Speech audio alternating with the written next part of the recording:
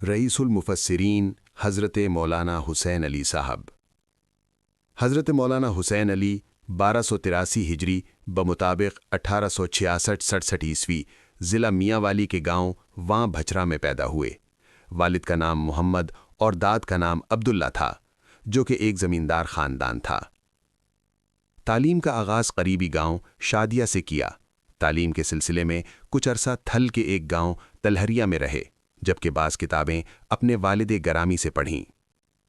इब्तिदाई तालीम के बाद आप देवबंद चले गए और वहाँ मौलाना रशीद अहमद गंगोही से हदीस की तालीम हासिल करके सनद व इजाज़त हदीस हासिल की। देवबंद का ये सफ़र आपने 1302 हिजरी में किया।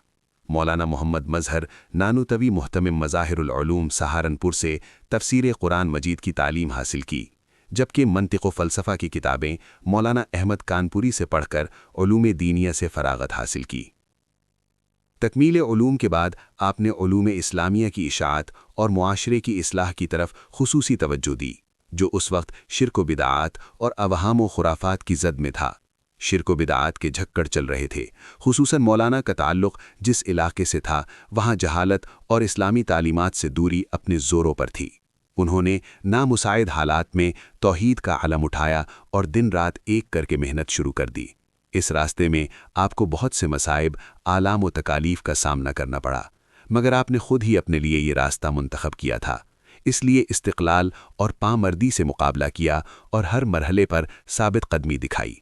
आखिर मौलाना की कोशिशें रंग लाईं और कुरान की तालीम आम हो गई।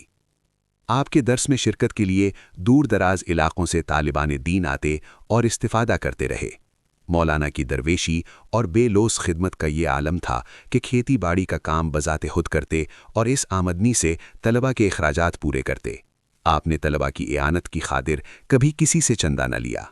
आपकी ज़ाते गरामी सारे उलूम का मनबा थी।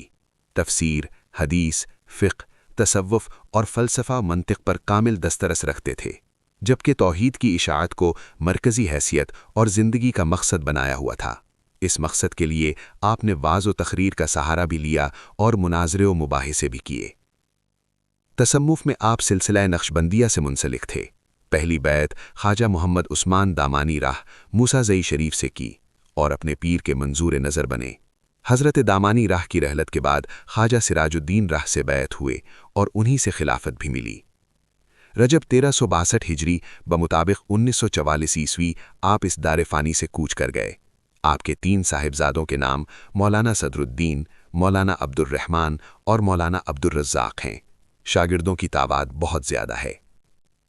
चंद मशहूर तलामिज़ा हस्ब ज़ैल हैं: मौलाना नसीरुद्दीन गौर गुरशतवी, मौलाना ग़ुलामुल्लाह खां दारुल उलूम तालीमुल कुरान रावलपिंडी, क़ाज़ी शमसुद्दीन आफ गोजरांवाला, क़ाज़ी नूर मोहम्मद, मौलाना इनायतुल्लाह शाह बुखारी गुजरात, मौलाना मोहम्मद अमीर बंदियालवी, मौलाना सरफराज खान सफदर गोजरांवाला, मौलाना अब्दुल हादी शाह मंसूरी ज़िला सवाबी, मौलाना मोहम्मद ताहिर पंजपीर ज़िला सवाबी।